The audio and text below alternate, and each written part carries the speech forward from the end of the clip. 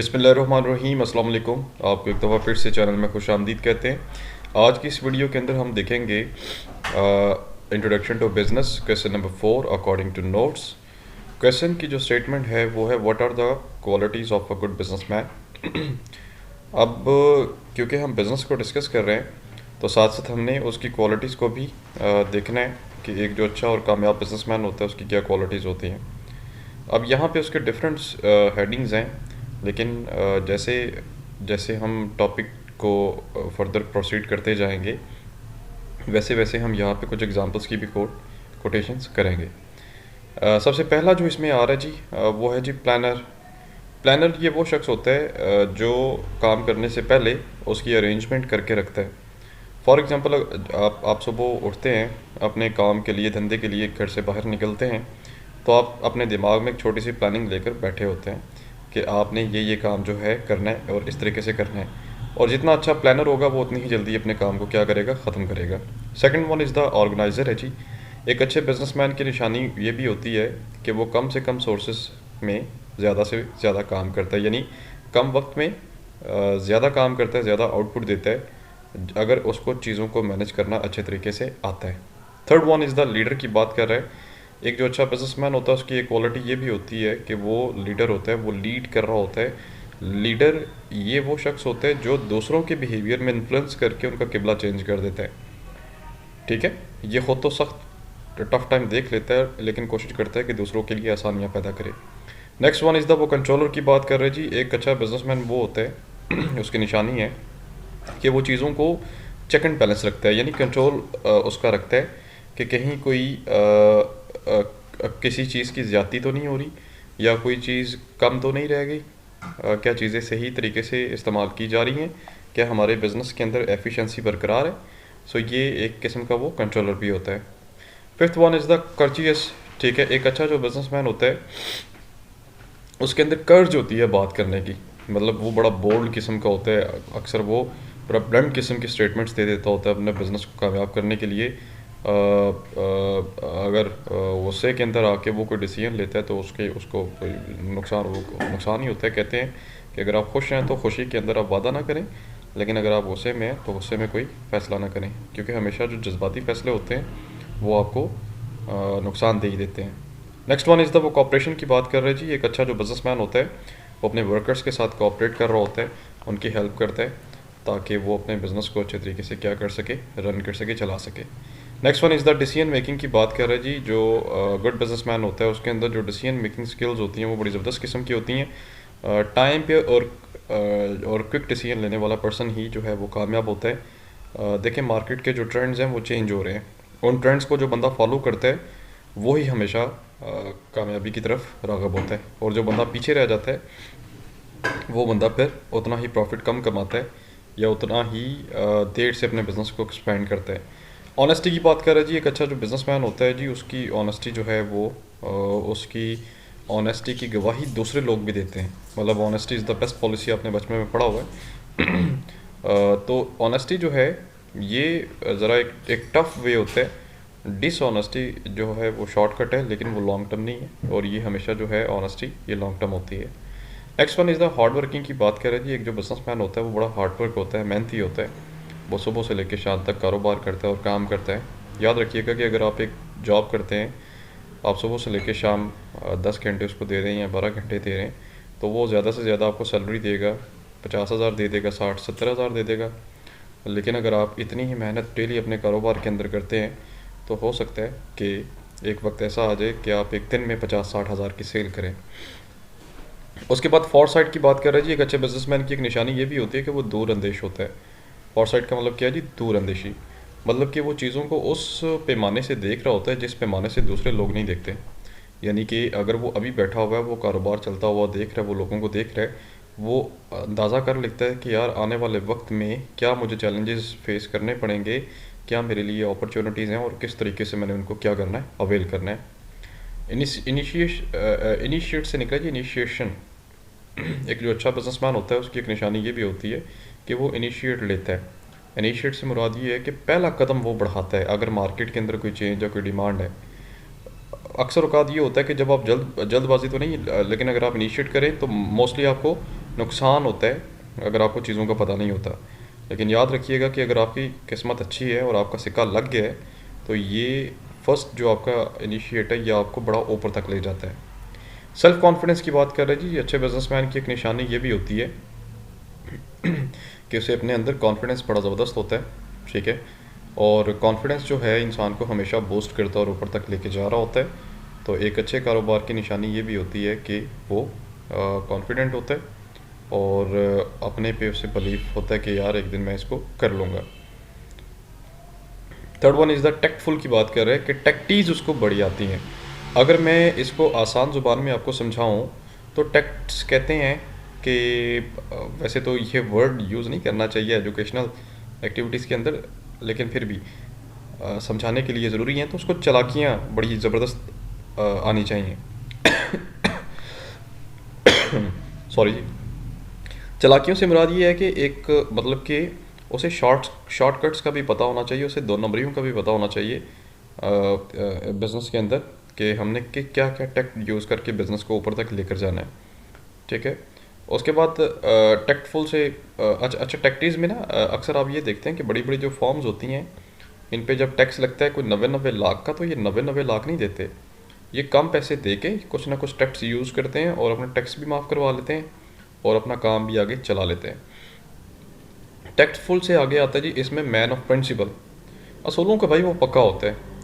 इस हवाले से अगर मैं आपको एक एग्जांपल दूं तो आप एक मूवी ज़रूर देखिएगा जिसका नाम है रॉकेट सिंह।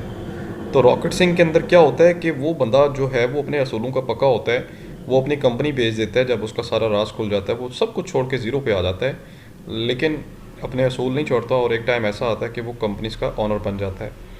पेशेंस की बात कर रहे हैं जी, next one is the patience. कहते हैं जी सब्र को, सब्र और तहम्मुल को। जिस बंदे ने पेशेंस करना सीख लिया, सब्र तहम्मुल उसकी ज़ात के अंदर आ गया, तो समझे वो पर्सन जो है वो गेम चेंजर होता है, वो गेम विनर होता है। लेकिन अगर आपके अंदर पेशेंस नहीं है, सब्र नहीं है, आप जल्दी अपना टेम्पर लूज़ कर जाते हैं, तो इसका मतलब है आपको बड़ी ज़्यादा लॉसेस और बड़ी ज़्यादा परेशानियाँ भी देखनी पड़ सकती हैं। तो पेशेंस की अगर मैं आपको एक मिसाल दूँ जी, करेक्टर में एक उसका नाम लूँगा जी, मिसबाउल हक। पेशेंस अगर आपने देखना है तो आप उस बंदे में देखें कि जितनी क्रिटिसिज्म उसने बर्दाश्त की, फिर लास्ट पे आके वो पाकिस्तान का एक हीरो भी बना और साथ साथ उसको आईसीसी की तरफ से भी एक अवार्ड दिया गया और आज वो पाकिस्तान टीम का कोच या सेलेक्टर है और बड़ी ऑनर के साथ वो डिपार्टमेंट में बैठा हुआ है। Next one is the experience की बात कर रहे हैं जी। एक्सपीरियंस जो है किसी भी बिजनेसमैन के लिए, अच्छे बिजनेसमैन के लिए ज़रूरी होता है, क्योंकि विदाउट एक्सपीरियंस आप हमेशा बिजनेस जो है वो लॉस की तरफ लेकर जाते हैं। अब यहाँ पे याद रहे जी, एक पत्थर था ना, वो मैं मिसाल देता हूँ जी, एक पत्थर बड़ा गोल पड़ा हुआ था, ठीक है। तो ये पूछा यार तुम गोल कैसे हो गए, कहते ठुड्डे ठुड्डे लग लग के, एक एक ने इधर ठुड्डा मारा, एक ने इधर मारा, अब मैं गोल हो गया हूँ। अब मुझे ठुड्डा लगे तो मैं घूम के कभी उधर चला जाता हूँ, कभी उधर चला जाता हूँ। इसी तरह जब तक आपको मार्केट में ठुड्डे नहीं पड़ते या मार्केट के अंदर आके आप फेस नहीं करते प्रॉब्लम्स को, तब तक आपको तजुर्बा जो है वो इतना नहीं हो सकता कि आप बिज़नेस को ऊपर तक लेकर चलें। उसके बाद है जी 17, डिज़ायर ऑफ प्रोग्रेस की बात कर रहे हैं जी। डिज़ायर कहते हैं ख्वाहिश को।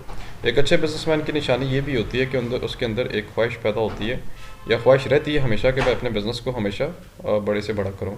देखिए अगर आपको सिंपल एक मिसाल दूँ, आप स्टार्ट में कारोबार करते हैं, आपको बिल्डिंग चाहिए होती है, आप रेंट पे लेते हैं, आपकी अगली ख्वाहिश होनी चाहिए कि यार मैं अब इसमें से पैसे बचा के अपनी जगह खरीदूँगा और अपनी बिल्डिंग बनाऊँगा। फिर उसके बाद आप क्या करते हो, आप कहते हो यार मैं एक और बिल्डिंग बनाऊँगा, एक और बनाऊँगा और उसको रेंट पे दूँगा। तो इस किस्म की जो ख्वाहिशात हैं ये होनी चाहिए। वैसे बहादुर शाह ज़फ़र ने भी कहा था जी अपने उसके गज़ल के अंदर कि हज़ारों ख्वाहिशें ऐसी कि हर ख्वाहिश पे दम निकले, बड़े निकले अरमान मगर फिर भी कम निकले। तो ये वो वाली ख्वाहिश नहीं है कि बस आप कहेंगे लो जी बस आखिरी ख्वाहिश है कि मैंने मर जाना, आप मेरा बिज़नेस आगे नहीं जा सकते, या जितने मैंने कर लिया ओके। ख्वाहिश ये होनी चाहिए कि मैंने बिज़नेस को आगे प्रमोट करना, इंप्रूव करना है। Next one is the market knowledge की बात कर रहे हैं जी। मार्केट नॉलेज क्या होता है, कहता है good businessman should always have to date market knowledge. He should have ability to check the market trends. Moreover, the trader must have the latest information about his customers liking or dislike. मुझे पता होना चाहिए market के अंदर क्या भाई trend चल रहा है, कस्टमर किस चीज़ को लाइक करता है, किसको नहीं करता, ठीक है। तो कुछ ट्रेंड्स ऐसे होते हैं, जैसे मैं एक मिसाल देता होता हूँ अक्सर औकात कि जैसे मैकडोनल्ड्स है ना, उसने पाकिस्तान में जब बर्गर लॉन्च किया तो बड़ा कामयाब और खुश हुआ, बोले भाई ये तो हमारे बर्गर बीफ बर्गर सेल हो गया, लोग खाते ही बड़े हैं पाकिस्तान के अंदर। लेकिन जब वही बर्गर वो लेके इंडिया में गया तो इंडिया में उसको जूते पड़ गए। क्यों? क्योंकि इंडिया जो है वो बीफ जनाब वो कहता है जी ये हमारी माता है और उसी को काट के हमें ही भाई खिलाई जा रहे हो आप। तो इंडिया में उसको बड़े जूते पड़े, क्योंकि उसे मार्केट नॉलेज पता ही नहीं था कि भाई ये लोग जो है वो गोश्त वगैरह नहीं खाते, ये तो पाकिस्तान में सिर्फ चलता है। तो देखिए ना, नॉर्म्स बिल्कुल चेंज है। तो जब उसे मार्केट उसने स्टडी की, फिर उसने क्या किया, इंडिया के अंदर वो बर्गर इंट्रोड्यूस करवा दिया जिसको आप वेजिटेबल बर्गर भी कहते हैं।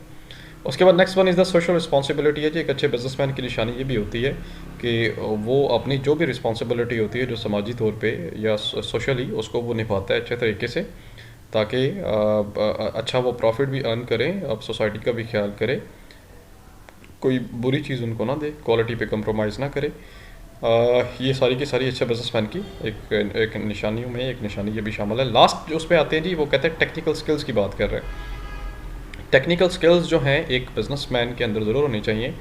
कि देखें, मैं आपको ये बात बताता हूँ, आप मेहनत कर सकते हैं, लेकिन आपकी जो मेहनत करने की एज है ना, मतलब कि मैं आपको बताता हूँ, आप 20 से लेके 23, 24, 25 तक ना बड़ी मेहनत कर सकते हैं, सुबह से लेके शाम लगा सकते हैं।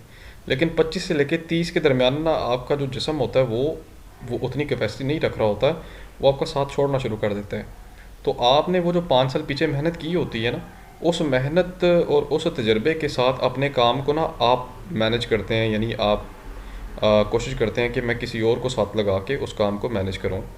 फिर जब वो भी हो जाता है तो फिर आपके पास टेक्निकल स्किल्स होती हैं, आप बस एक कुर्सी पे बैठ जाते हैं, आप जस्ट ऑर्डर्स दे रहे होते हैं और इस वे में देते हैं कि आपने काम अपने निकालने होते हैं।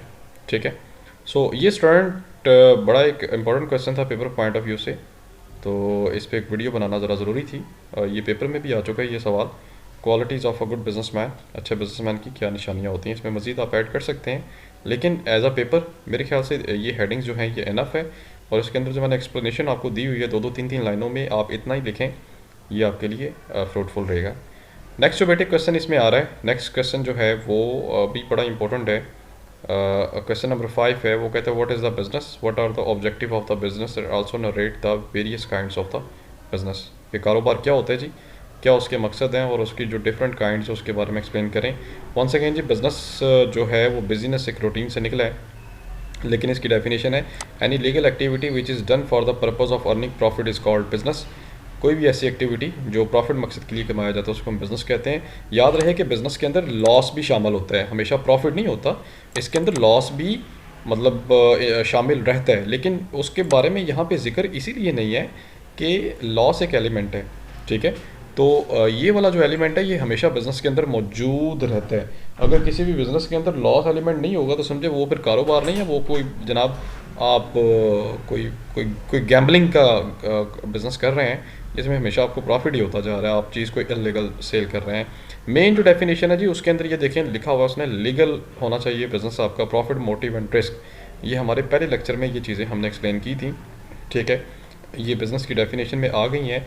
याद रहे जब भी बिज़नेस के बारे में कोई भी वो सवाल पूछ ले पेपर में कि ऑब्जेक्टिव लिखें या qualities of a good businessman या फिर बिज़नेस के फंक्शंस क्या होते हैं, तो थोड़ा सा ना बिज़नेस के बारे में इंट्रोडक्शन ज़रूर दीजिएगा, यानी 3 से 4 लाइनों में बिज़नेस का इंट्रोडक्शन हो जाए और एक अदद आपने डेफिनेशन लिख के अपना असल जो सवाल है उस पर आपने आ जाना है, क्योंकि इसके 2 से 3 जो मार्क्स होते हैं वो एक्स्ट्रा मार्क्स होते हैं, एक्स्ट्रा मार्क्स होते हैं और ये आपके लिए बड़े रिलायबल होते हैं। सबसे पहले इसमें आ रहा है जी ले जी अपना सबसे पहला जो है ऑब्जेक्टिव इसमें क्या होता है जी, अर्निंग प्रॉफिट्स की बात कर रहे हैं कि हमेशा बिज़नेस का एक मकसद ये होता है कि उसने प्रॉफिट अर्न करना है, क्योंकि कारोबार हमेशा सरवाइव कर सकता है जब तक वो प्रॉफिट कमाता है या ठीक कमाता है, मुनासिब कमा रहा होता है। क्योंकि अगर आप हैराती इदारा खोलेंगे तो फिर आप समझ लें आप इमदाद के मुंतज़र रहें हमेशा। सेकंड वन इज़ द वो कहते हैं क्रिएशन ऑफ कस्टमर्स की बात कर रहे हैं। एक बिज़नेस का एक जो बेसिक ऑब्जेक्टिव जो है वो ये भी होता है कि कस्टमर्स क्रिएट करना, नए नए लोग तलाश करना, मार्केटिंग तलाश करना, वहाँ पे जाके अपनी चीज़ें सेल करना जहाँ पे कस्टमर रहते हैं। आपने पेप्सी कंपनी देखी हुई है ना, आप जिस भी पहाड़ वगैरह में चले जाएं या इस तरह के इलाकों में चले जाएं जो इतने रशी नहीं होते, लेकिन वहाँ पर भी आपको पेप्सी के पड़े हुए क्रेट्स मिलेंगे, फ्रिज उसकी मिलेगी, क्योंकि पेप्सी जो है बॉटल हर जगह जाती है। थर्ड वन इज़ द वो सोशल सर्विस की बात कर रहे हैं कि एक बिज़नेस का बेनिफिट ये भी होता है कि लार्ज नंबर ऑफ़ सर्विसेज आपको मिल रही होती हैं मतलब कि वो क्वालिटी और स्टैंडर्ड्स के हिसाब से आपको कम प्राइजेस पे चीज़ें दे रहे होते हैं कंट्री के डिफरेंट एरियाज़ के अंदर। जैसे मैं यहाँ पे दोबारा मिसाल दूंगा कि अगर किसी की फ्रूट की शॉप है, अगर किसी की स्टोर है, तो वो आपको गली मोहल्ले के अंदर भी वो दुकानें जो हैं वो आसानी से मिल जाएंगी। नेक्स्ट वन इज़ द वो कहते हैं एम्प्लॉयमेंट अपॉर्चुनिटी की बात कर रहे हैं जी, रोज़गार के मौक़ों की बात करते हैं कि कारोबार का एक मकसद ये भी होता है कि वो ज़्यादा से ज़्यादा जॉब्स क्रिएट करे, क्योंकि मुल्क के अंदर जितने ज़्यादा बिजनेसेस होंगे उतना ही फ़ायदा होगा, ज़्यादा से ज़्यादा जॉब्स क्रिएट होंगी। Next one is the investment की बात कर रहे हैं जी। बिजनेसेस का एक ऑब्जेक्टिव ये भी होता है कि वो ज़्यादा से ज़्यादा इन्वेस्टमेंट्स करें, उसकी सेविंग्स हो, ताकि लोगों के लिए एक अपॉर्चुनिटी बने कि वो क्या करें, प्रॉफिट्स वगैरह कमाते जाएं, अपनी भी हालत ठीक करें, अपने मुल्क की हालत भी ठीक करें और उसकी बेहतरी के लिए अपना अपना हिस्सा डालें। नेशनल इंटरेस्ट की बात करें जी, कोई भी कारोबार जो है वो आपका वो होना चाहिए जो मुल्की मफाद के लिए हो। अगर मुल्की मफाद के लिए नहीं है तो गवर्नमेंट जो है उसको बंद कर देती है और आपको भी जो है उसको नहीं करना चाहिए। फॉर एग्ज़ाम्पल आप इंडिया के साथ बिजनेस कर रहे हैं, तो पता ये चले कि आप इंडिया से चीज़ें मंगवा रहे हैं, अपने मुल्क में सेल करके पैसे उनको दे रहे हैं, लेकिन इंडिया तो आपकी बॉर्डरों के अंदर बम बरूद फेंक रहा होता है। तो फिर गवर्नमेंट आपकी एक्शन लेती है, वो कहती है भाई एक मुल्क हमारा सगा ही नहीं है, हमारी टांगे या हमारी जड़ें काट रहा है, तो हम उसके साथ क्यों बिज़नेस करने की इजाज़त दें। तो इसीलिए जो कारोबार मुल्की मफाद में होता है गवर्नमेंट उसकी इजाज़त देती है, जो मुल्की मफाद में नहीं होता गवर्नमेंट उसकी इजाज़त बिल्कुल भी नहीं देती। नेक्स्ट वन इज़ द वो कहते हैं इकोनॉमिक डेवलपमेंट की बात कर रहे हैं कि एक कारोबार जो है वो उसका एक रोल ये भी होता है कि वो इकोनॉमिक डेवलपमेंट के हवाले से बड़ा ज़बरदस्त अपना एक रोल प्ले करता है कि इकॉनमी आपकी बेहतरी की तरफ जानी चाहिए।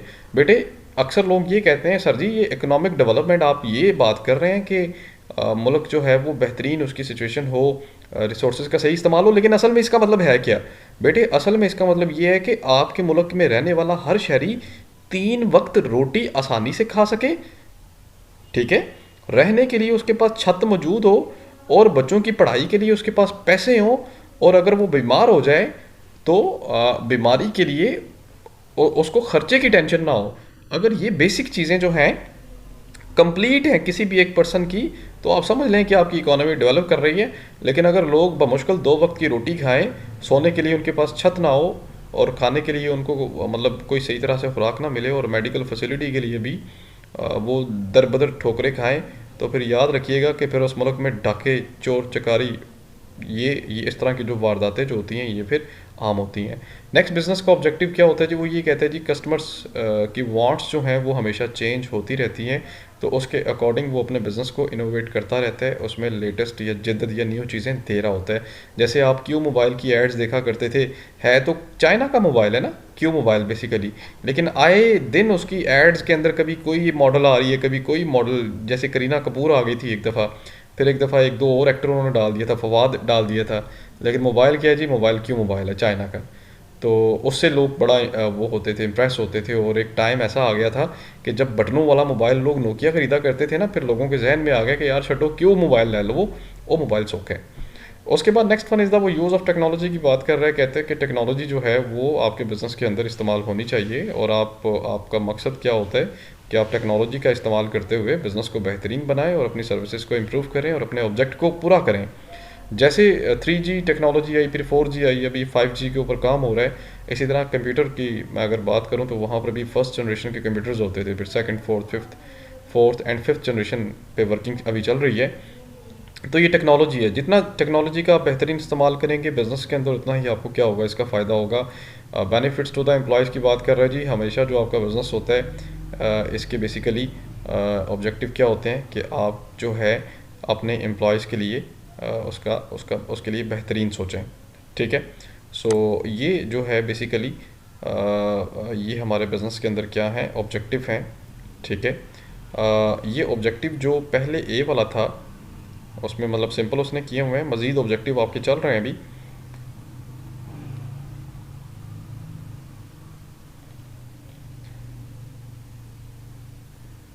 अब यहाँ पे उसने लिखा हुआ जी social objective.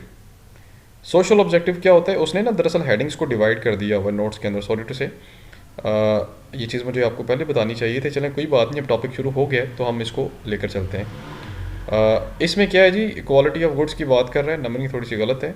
Quality of goods की बात कर रहे हैं कि हमारा बिज़नेस करने का ऑब्जेक्टिव ये भी होना चाहिए कि हम चीज़ें जो हैं वो क्वालिटी को मद्देनज़र रखते हुए वो प्रोवाइड करें। फेयर रेम्यूनरेशन की बात कर रहे हैं, मुनासिब मुआवजा दे अपने एम्प्लॉयज़ को। हमारे बिज़नेस का एक ऑब्जेक्टिव ये भी होना चाहिए कि जो वर्कर हमारे पास काम कर रहा है उसको अच्छी और रीज़नेबल सैलरी दें। ये नहीं कि 10-15 हज़ार रुपये बंदा रख लें और काम उसको जानवरों की तरह करवाएं, ऐसा नहीं होना चाहिए। उसके बाद एम्प्लॉयमेंट अपॉर्चुनिटी है जी, कोशिश हमारी यही होनी चाहिए कि जो भी हम बिज़नेस करें उस बिज़नेस में अनएम्प्लॉयमेंट यानी कम हो और जॉब्स अपॉर्चुनिटी ज़्यादा से ज़्यादा आए। इम्प्रूव्ड लिविंग स्टैंडर्ड है जी, कारोबार का एक मकसद ये भी होता है कि रहन सहन जो है स्टैंडर्ड उसमें इम्प्रूवमेंट आनी चाहिए। ये नहीं है कि आप जनाब बीवी का जेवर भी भेज दें और जनाब कारोबार करने का शौक़ भी रखें, तो ऐसा नहीं होना चाहिए। सोशल वेलफेयर है जी, जहाँ जहाँ आप कारोबार कर रहे हैं आपका मकसद प्रॉफिट अर्न करना होता है, वहाँ समाजी एक्टिविटीज़ को बिल्कुल भी ना भूलें। याद रखें कि एक दिन जान आपने अल्लाह को देनी है और जो रात कब्र में होती है वो कहीं पे भी नहीं होती। तो आप अपने अपने दीन के लिए आप दीन की खिदमत भी करें और अपने आखिरत के लिए भी सोचें। आप चैरिटी भी देते रहें, आप गरीबों की मदद भी करें, अपने कल्चर वैल्यूज़ का भी ख्याल रखें, सोशल नॉर्म्स का भी ख्याल रखें। जैसे कल्चरल वैल्यूज़ का ख्याल कैसे रख सकते हैं, ये नहीं है कि कोई भट्टी घर में लगा लिए तो जनाब उसके धुएँ वाला गैस जो है आसमान में छोड़ दिए बगैर कोई चिमनी चिमनी लगा के, तो उसका प्रॉपर अरेंज करें। या आपका जो इंडस्ट्री के अंदर यूज़ होने वाला वेस्ट वाटर है वो आपने जनाब देहातों में छोड़ दी है, तो इन चीज़ों का आपने ख्याल करना है। ये सोशल वेलफेयर की कुछ एक्टिविटीज़ होती हैं। उसके बाद वो ये कहते हैं पेमेंट्स टू द गवर्नमेंट की बात कर रहा है जी। एक कारोबार करने का मकसद ये भी होना चाहिए कि आप टैक्स दें गवर्नमेंट को, जिसकी मदद से गवर्नमेंट के लिए एक रेवेन्यू जनरेट हो। नेक्स्ट जो बिज़नेस का ऑब्जेक्टिव आ रहा है वो ह्यूमन ऑब्जेक्टिव है, यानी उसके एतबार से इसमें कुछ चीज़ें हैं।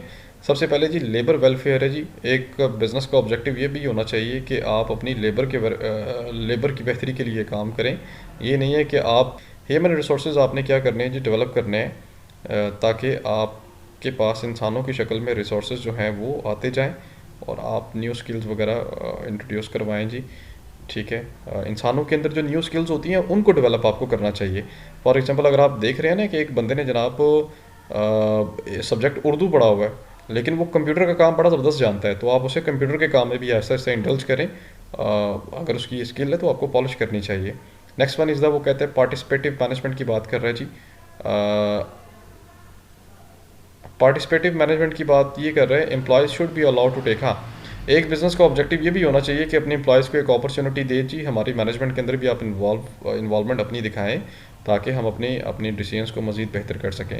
अब बिज़नेस का एक और ऑब्जेक्टिव आ रहा है जिसको हम नेशनल ऑब्जेक्टिव भी कहते हैं। इसमें वो ये बात लिखता है कि ऑप्टिमम यूटिलाइजेशन ऑफ रिसोर्सेज, के रिसोर्सेज का उस तरीके से आप इस्तेमाल करें कि इसका आपको मैक्सिमम रिटर्न मिले।